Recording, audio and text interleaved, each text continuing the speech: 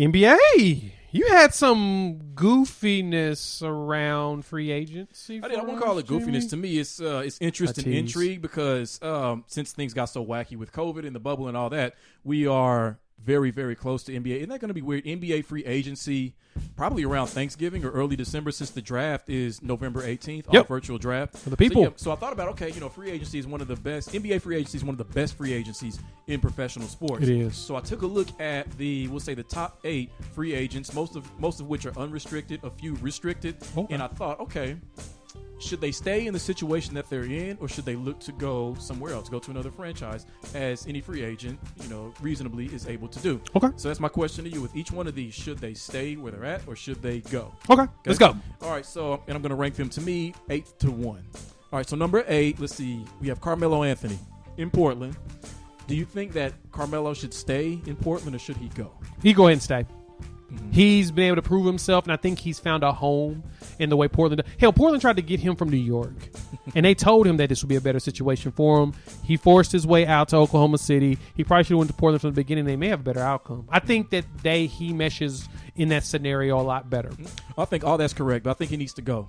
Why? Oh, wow. Because he deserves to be on a contender. He deserves to fight for a ring. You don't think Portland has a chance? No, not in the West. No, I don't think they're. I mean, they're not better than the Lakers. They're not better than the Clippers. They're not going to be better than Golden State.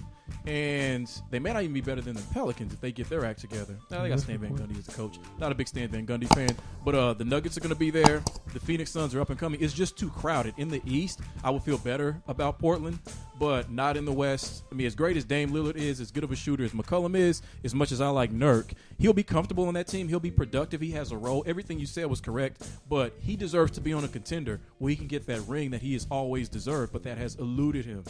Okay. So I say go. All right. Yep. What's next? Number 7, Goran Dragic. Did I say that right? Yeah, Goran Dragic. Yep, Goran Dragic. Especially first off his performance in the bubble and how different that finals would have been if he had been completely healthy for all those games. So should he stay in Miami, or should he go? If he can stay, I'd stay. The Miami Heat will probably win the East next correction. The Miami East will get close to winning the East next year. They have the way that they're set up as a team, keep that unit together, and Gordon is definitely a good piece for them on that side. I say stay. I say if he goes to most other franchises, he would have to come off the bench, which at this stage in his career, because he's an older player, might benefit his body more. But I think that he will definitely get more of an. Again, it's about fit. It's about comfort. It's about knowing that system. It's about the players around you. I mean, he is in as much of a comfortable fit as Carmelo is in Portland. So for that, I mean, I understand that, but I don't think Dragic. He's never been that superstar where he needs that ring in order to complement his legacy. Yeah. I mean, he's been a solid player, I think. But I think he definitely needs to stay in Miami. I don't think he's going to find what he's got there anywhere else, and he will regret it if he left. Makes sense. What's the number 6? Number 6, Danilo Gallinari from our hometown Oklahoma City Thunder. Should he stay or should he go? Go ahead and leave. Mm-hmm. It looks like Oklahoma City's headed to a rebuild that we did not want them to have. So since the rebuild looks like it's imminent, you may as well just roll out and go to a contender. There's a lot of contenders that can use a tall shooter, and they will be able to put you in a rotation. Honestly, Miami's a very good landing spot. He may end up back with the Clippers because they are a legitimate contender again. Lakers could still use some help. There's so many places he could go. I'd say he need to leave. Absolutely. Go. I mean, he could position himself to get teams in a bidding war for his services. Yeah. Because he's the kind of player who can put you over the top. And everybody's going to be looking for that edge, like they always are in free agency, to get over the top. So if I'm sitting there, Miami wants me and the Clippers want me, I'm going to pit them against one another because either situation I end up in is going to be a championship contending situation. Yep. So he's positioned perfectly, probably more than just about any other free agent. Yeah, makes sense. All right, so number 5, we have now NBA champion Dwight Howard. Should he stay in L.A.? Should he go? Stay. Mm-hmm. No reason to go anywhere else. You've made a ton of money. You've had the max contract. There's no real reason for you to go anywhere. Just remain a role player, stick around, and just be the guy. You got a chip. If you have the opportunity to stay and contribute again, stay. Mm-hmm. I say go because mission accomplished in L.A. I won a championship. I was a really good teammate. I was healthy. I played good defense. I rebounded. So I have a championship, again, to help boost my, what many believe is a Hall of Fame resume. I mean, this makes it even better. So I say go somewhere where you can get more touches and more money. He's got like 10 kids, so he's going to need the money. He's right? got the money. That's the thing. He's he good on more. that. You always need more money. Valid point. You know, These guys, rich people get sued a lot, so he needs that to cover his expenses. So He said, I say sued. go where you can get more touches, get more money. What would be interesting is where would be the perfect landing spot for him, but that's for another show. Number 4, this one's really interesting. Number 4, Fred VanVleet of the Toronto Raptors. Should he stay in Toronto or should he go? He should. Oh, I got you there, huh? He should stay. I think stay? it's the perfect scenario for him, and they're going to contend. They just got to add one more piece, and I think it's best for him to stick around where he's at. Go. I think he should go. I think that because of how clutch he is, how calm he is under pressure, I think he's earned the right to go and try to lead a team from the point guard position. Not saying he's going to be the best player on the team, but there are plenty of teams out there looking for point guards. The ones who need him the worst probably can't afford him because both LA teams are going to need a point guard. Kawhi has already said to his franchise he wants a point guard. Yep. But VanVleet, he can command much more money than what they're able to pay him. Maybe. So I think that he shouldn't go to just a trash team that can pay him a lot of money. I mean, he should go to a good situation that can build on top of itself and get the kind of money that he has earned. Because, I mean, a guy like Fred VanVleet, he's not supposed to be in this position. He was never supposed to be here. He's supposed to be who Ron Baker was, right? Yeah. Ron Baker. Yeah. Yeah, supposed to be who Fred VanVleet was. Yeah. Something like that. I You know still what get I'm those saying. names confused. Yeah. So, so given that he's playing with house money in this regard, I think that he should definitely go. I mean, the Raptors are going to be fine. They still have Kyle Lowry there to run the offense. But you need that. But you need that backup though. They need that consistent. Well, backup. they ran them together a lot. Actually, in the clutch, in clutch time when you need to. Yeah, but you need to still be able to balance them. Yeah, as far as he'll probably defense. stay because again, leaving the coach of the year, a city like Toronto, the team and that chemistry and the bonds that he's built, man, it's hard to leave a situation like that. It is. So what's left? Pascal Siakam. All right, number 3. This guy's restricted. Brandon Ingram of the Pelicans, most improved player, All-Star. Should he stay or should he go? Brandon Ingram. Yes. He's going to stay. They're going to match anything that's offered to him. So no matter what, if he tries to leave, they're going to pull him back. It's good to have some foundational players, especially as the MIP. You need that. So I'd say he's going to stay. I say stay. I mean, just like Zion, like I talked about with him, when he ended up in the perfect position instead of ending up somewhere like the New York Knicks.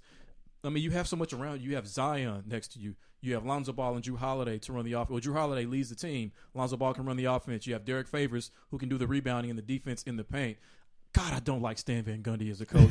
I just don't. I'm not saying he's a bad coach. I just feel like the ceiling for his teams are even lower than for Alvin Gentry teams. And I know he led a team, Dwight's Orlando Magic, to the finals. Beard, mustache, bull. Anyway, God, I don't like Stan Van Gundy as a head coach of my team.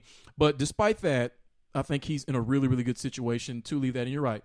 They are going to match whatever offer is given to him because after him, they really won't have to pay anybody until Zion Williamson is up. Yep. So I say stay. All right, number 2, LA Clippers, Montrezl Harrell, who I believe is unrestricted. Yep. Should Montrezl, and I think you already have an answer for this, should he stay or should he go? Go. Leave now. Just abandon ship. You've already complained about the situation around there already. What makes you think it's going to be any different? Now, Tyronn Lue's going to be a different type of coach for them because he's actually running the ship now. Yes. He can start calling people out, which is what Harold wants. But at the same time, do you believe that things are going to change with those stars today? That question is going to be will both of them still be there next year? And that's how you got me in a box because I had it written down that he should stay because I said, where else are you going to find a Kawhi Leonard and Paul George? But right before you said that, I thought, wait a minute.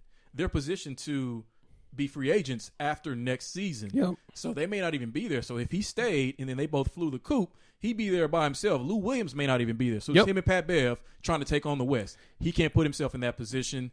This hurts my championship pick of the Clippers next season, so I hope he stays for that reason. But you're right. Between Paul George's attitude and really the lack of commitment to that Clippers franchise that's built into their contracts purposefully, he probably should see the writing on the wall and go somewhere else. Just like Dwight Howard.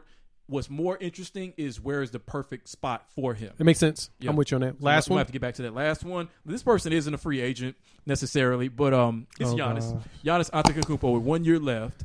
In the sense of should he stay and play out this year with Milwaukee, or should he pull the forced trade because I'm not going to stay here card?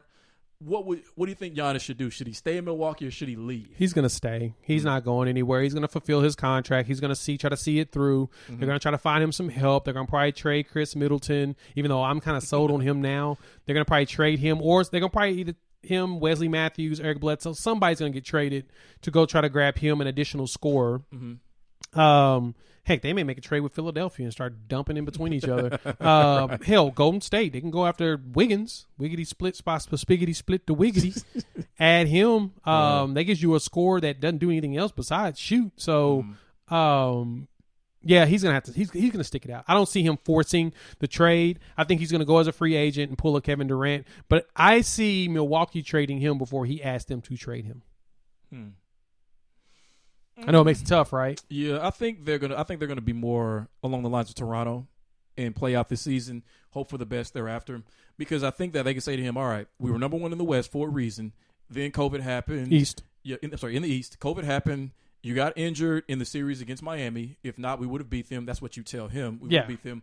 And we're gonna move heaven and earth both before and during this upcoming season to try to get better players around you, because we feel like we are right there. You're generational. We want to pay you the $250 million contract. We really, really do, to make you the richest player contract-wise in the history of the league. So I think for those reasons, I think he will stay. I think he should stay. I don't think there's anything wrong with playing out your complete contract and then being able to be a free agent, unfettered whatsoever. I mean, because you, just like Kevin Durant did, you fulfilled your contractual obligation to the franchise, played all your seasons there. Now you can do whatever you want. Yes, I'm hoping he doesn't do what Kevin Durant did per se, but he's free to do that. So I don't see anything wrong with that. Yeah. Good point. So no need to force it. Good point.